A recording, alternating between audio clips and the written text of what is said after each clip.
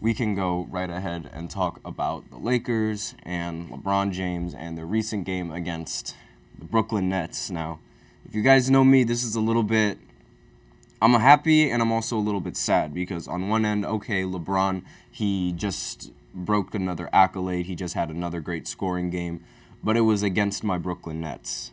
So, again, I'm a little bit torn on this, but I expected this win to sort of happen because the Lakers, they are, well, I don't think as a whole they are like a good team. It's just LeBron and Anthony Davis on there that really shine, in my opinion, while the rest of the role players could be a little inconsistent.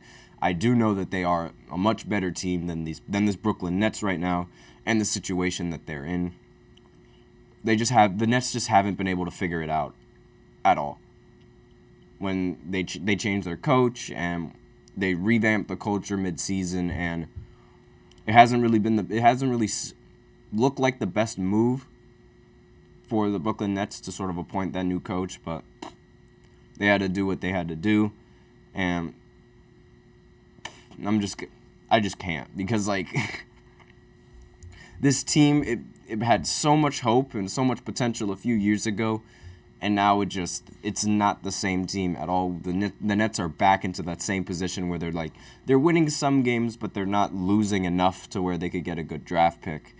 Chances are they're probably going to trade their draft pick somewhere away anyway. But yeah, Mikal Bridges, he has not lived up to the hype whatsoever of being that star player that the Nets wanted. He only ended the game with 13 points. He's been very lackluster in terms of scoring and a little bit unreliable, if you ask me. I mean, 5 for 16 from the field. It's definitely not the type of player that I thought he was and the type of player that he was going to be.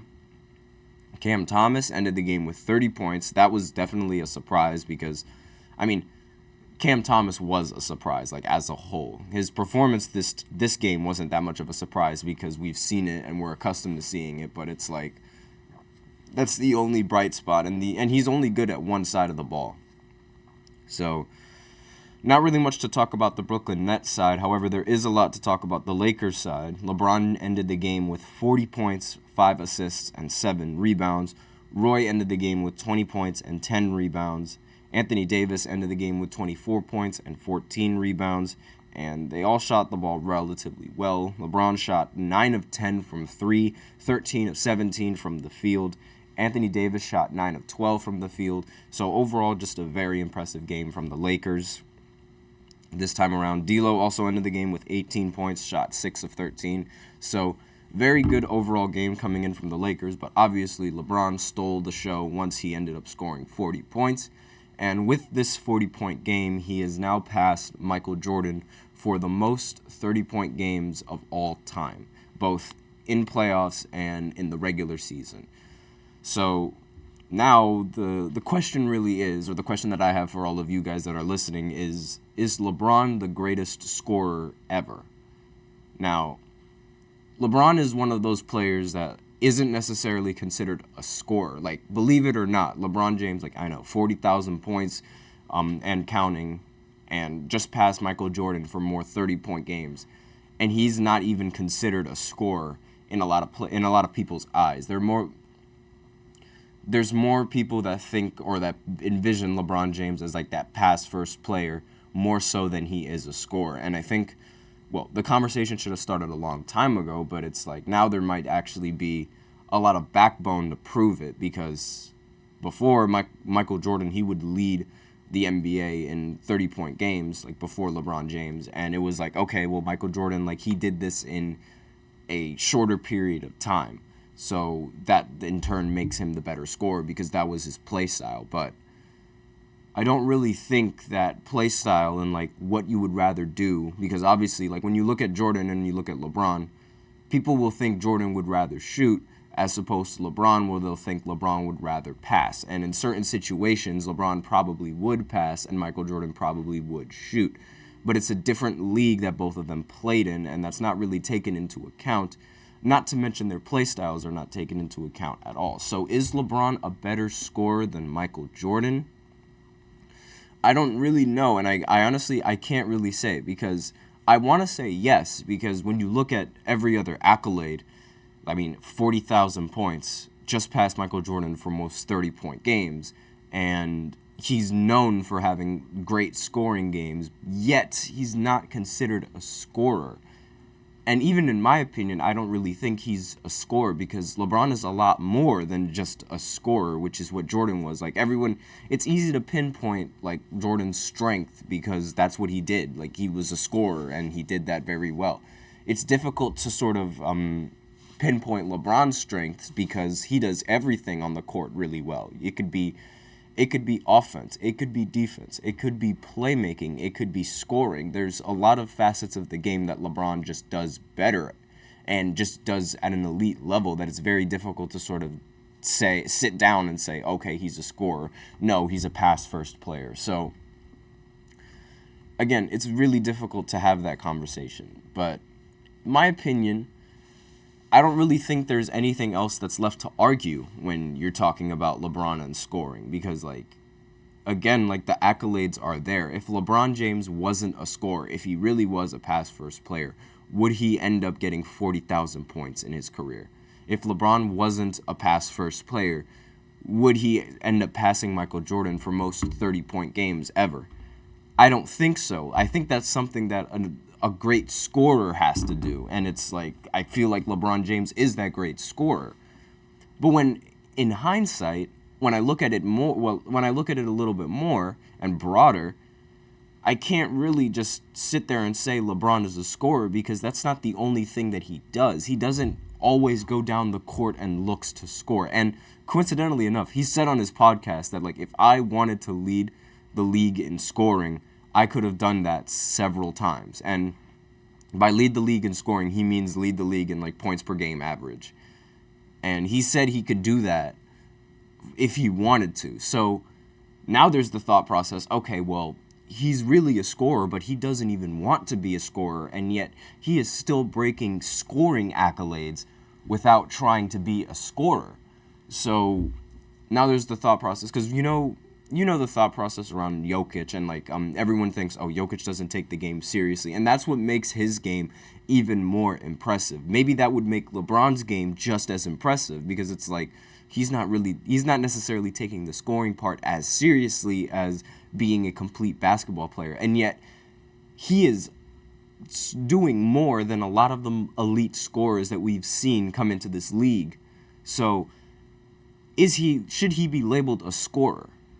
I'm not entirely sure, like, how I feel about labeling him as just a scorer, because, again, he does so much more than that. And he's been doing a lot more of that as the years have gone on. Like, in the beginning of his career, I guess you could consider him as more of a scorer, because he didn't really have that much help. But as the years progressed, he's always had that reputation of being a good passer. But on Miami, he was bringing the ball up and he was making the plays for his team.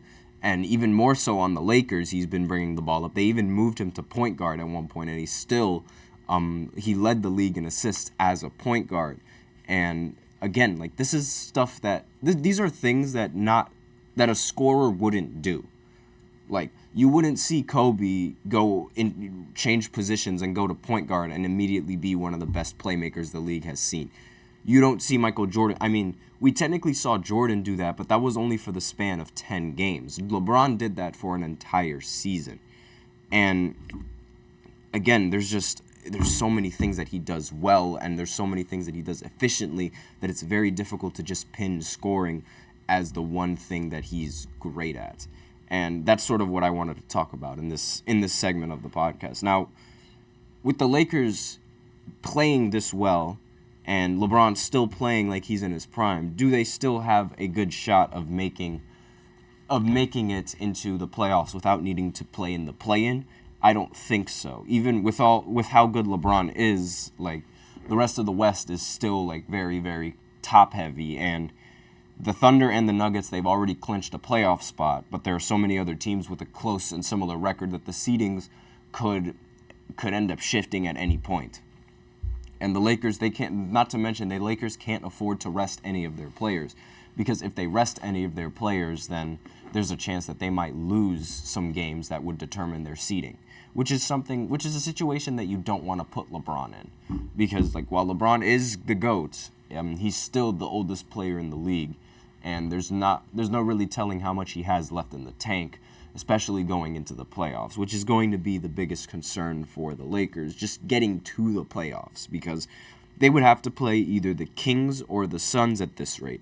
And that could change between either the Pelicans or even the Mavericks playing in the play-in. And when you have those teams in the play-in, that's like almost a death sentence when you're in terms of elimination, because both teams are very good at offense and both teams are just a very good unit. It's very, very difficult to beat Phoenix, and it's very difficult to defeat the Mavs and to contain those teams with their best players on them. It's not easy to guard Kevin Durant, and it's not easy to guard Kyrie. That, as a Nets fan, I would know. And with this in mind, it's like they need all of their role players to start playing well, and they need every single ounce of offense that LeBron has and every single ounce of offense that LeBron can generate. Because that's ultimately what's going to end up pulling them out of the series and of the play-in. LeBron's play and Anthony Davis's play as well. Anthony Davis, he has to be a little bit less inconsistent and a bit more consistent in terms of his scoring and his rebounding and his production. If that's not going to happen, then I don't see the Lakers making it far whatsoever.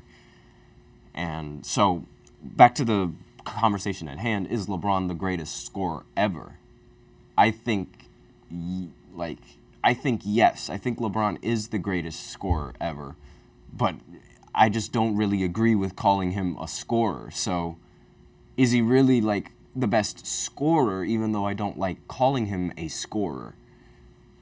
I don't know, because again, like I look at Michael Jordan and I see that Michael Jordan, he had over 630-point games, and he only played like 13 seasons. And compared to LeBron, who's played since he entered into the league, so that's 20-plus seasons, it's like the fact that it took him 20 seasons to get there, and it only took Jordan 13 seasons to get there, it's like it's a very, very big difference, because LeBron is sort of he's sort of made it a longevity accomplishment more so than he's made it a scoring accomplishment. So, is he a scorer, and is he the best scorer?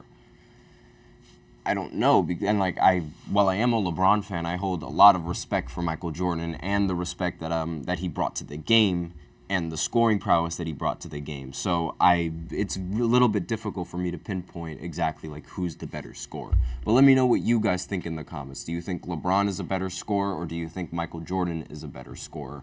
Or do you think someone else like Kevin Durant, Kobe Bryant, or Kareem Abdul-Jabbar is the best scorer that the league has ever seen?